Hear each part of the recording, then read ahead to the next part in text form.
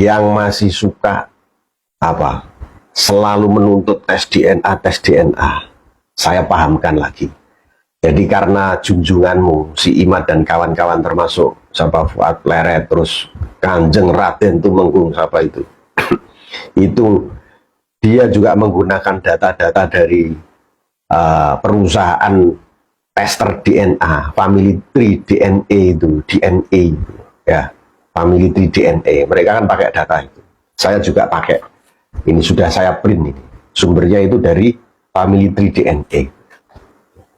Hanya saja mereka itu, termasuk siapa itu Dr. Sugeng atau siapa, itu mereka tersesat pikirannya itu, ya. Apakah gara-gara tidak paham atau tidak mengerti, atau memang sengaja menyesatkan pikiran masyarakat yang awam yang tidak meneliti. Cuman saya yang mau saya utarakan itu bukan soal keahlian di bidang DNA-nya itu.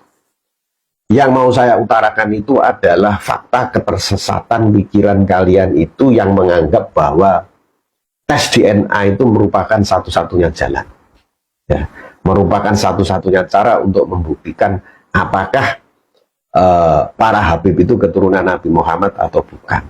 Nah, jadi di situ aja jalan pikiran di situ itu sudah tersesat. Kenapa? Karena berkaitan dengan pembentukan haplogrup itu, dan berdasarkan data-data atau apa namanya fakta-fakta empirik yang sudah pernah ada, pengetesan yang sudah pernah ada dari berbagai golongan itu menyimpulkan bahwa tidak ada satupun golongan, ya, yang berada di dalam satu haplogrup. Sehingga kamu kalau ngotot Ba'alawi itu harus berada di haplogrup J. Nah, itu kamu pekok. Nah, saya tunjukkan bukti-buktinya. Ya. Ini saya ngambilnya dari Family Tree DNA itu, ya. Nah, contoh ini. Ini ada pengetesan terhadap golongan orang-orang Anglo-Saxon. Nah, ngerti tidak orang-orang Anglo-Saxon itu siapa? Itu mereka yang leluhurnya ada di Inggris, ya.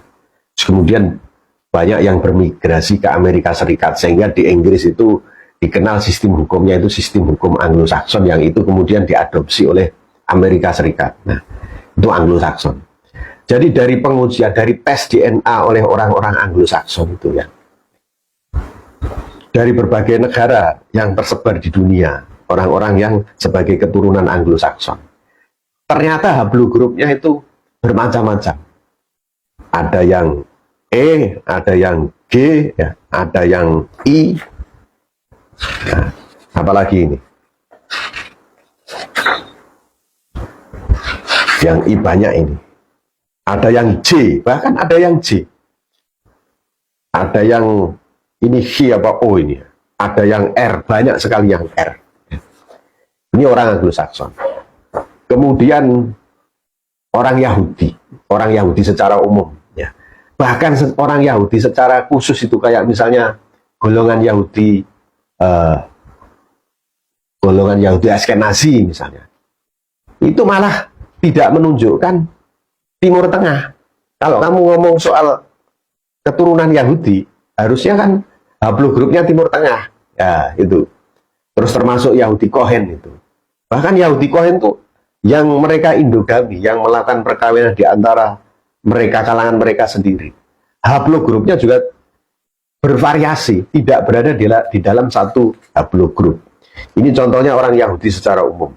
Ini haplogrupnya itu ada yang G, ada yang D, ada yang E, banyak yang E ini. Nah, G juga banyak, ada yang I. Ada yang apa ini, Hi apa O ini, ya. Ini banyak sekali. Ini orang Yahudi. Jadi mereka berada di dalam haplogrup yang bermacam-macam. Terus ada keturunan Syekh Abdul Qadir Jailani. Nah, ini ada contoh-contoh hasil tes para keturunan Syekh Abdul Qadir Jailani dari berbagai negara. Dari Palestina, dari Mali, ya, dari Azerbaijan, karena keturunannya tersebar di mana-mana seperti Ba'alawi itu kan juga di seluruh dunia ada dari Syria, Aljazair, Irak, Jordania dan sebagainya. Itu mereka juga haplogrupnya itu bervariasi, ada yang J, ada yang E, ya, ada yang O, banyak itu yang O, ada yang R, nah, ada yang T bahkan. Ini contoh keturunan satu orang itu, Syekh Abdul Qadir Jailani, haplogrupnya bermacam-macam. Terus kemudian ada ini Viking, ya, orang-orang keturunan orang Viking. Itu juga begitu, haplogrupnya ada yang di G, ada yang di N, ada yang di R. Jadi variatif. Makanya kemudian di family tree DNA itu, ya, di perusahaan itu, hasil tes DNA kepada golongan Sada Ba'alawi itu juga variatif, sama variatifnya. Ada yang G, ada yang J, ada yang E, ya. Itu kamu kalau misalnya ngomong sama orang-orang Yahudi, kamu tuduh mereka bukan orang Yahudi gara-gara haplogrupnya misalnya O atau R, ya kamu ditertawakan sama mereka karena kamu dianggap pekok gitu loh.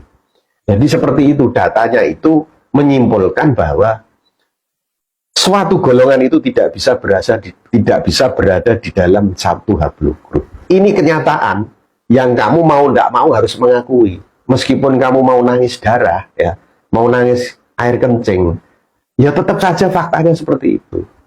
Kenapa? Karena di dalam hal ini, di dalam tes DNA leluhur yang dihubungkan dengan orang yang sekarang itu secara ilmiah itu masih belum final kesimpulannya. Para ahli itu masih mencari penyebab-penyebabnya. Apa yang menyebabkan satu golongan itu tidak berada di dalam satu haplogrup. Nah, itu ya.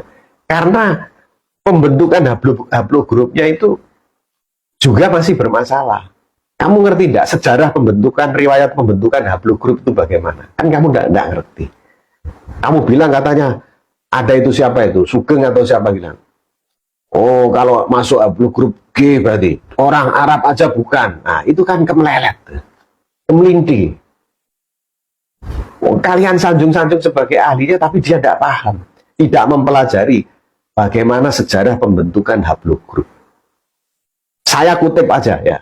Misalnya sejarah pembentukan haplogrup G dan subklednya. Jadi di sini disebutkan bahwa haplogrup G itu juga haplogrup Timur Tengah. Ya. Haplogrup Timur Tengah, kawasan Kaukasus dan Mediterania. Kamu kalau mau berliterasi, ya, kalau mau rajin membaca dari berbagai sumber, kamu akan ngerti. Jadi ojo kemelinti, jangan sok keminter bilang, oh kalau haplogrup G itu berarti dia bukan orang Timur Tengah. Apa kok? Kenapa? Karena tidak mau banyak membaca. Gitu. Ya. Bacalah. Kalau sekarang di internet itu kan banyak sumber. Kamu bisa membaca dari sumber mana saja, asal sumbernya itu yang kredibel, sumbernya itu hasil penelitian. Nah, di dalam hasil penelitian terutama golongan orang-orang Yahudi, para peneliti itu sudah menyimpulkan seperti itu, bahwa golongan Yahudi itu tidak bisa berada di dalam satu haplogrup. Golongan-golongan yang lain yang diteliti juga begitu. Buktinya data-data yang saya ambil dari family tree DNA itu seperti itu. Jadi kamu itu pekok kalau berharap bahwa Ba'alawi itu harus berada di haplogrup J, harus di situ. Kalau nggak J berarti dia bukan keturunan Nabi Muhammad. Ya, pekok kamu, ya. Itu ya, mudah-mudahan kepekokanmu itu bisa disembuhkan dengan apa? Dengan banyak berliterasi, dengan banyak membaca, ya. Kamu tidak harus menjadi ahli DNA, ahli mikrobiologi untuk mengetahui fakta-fakta seperti itu. Seperti saya misalnya bukan dokter, tapi saya bisa mengetahui fakta-fakta di bidang kedokteran dengan pengalaman dan dengan membaca. Tapi kalau saya membuat buku atau karya di bidang yang bukan bidang saya, misalnya di bidang kedokteran, maka buku saya itu tidak bisa dijadikan pedoman. Kenapa? Karena saya bukan ahlinya.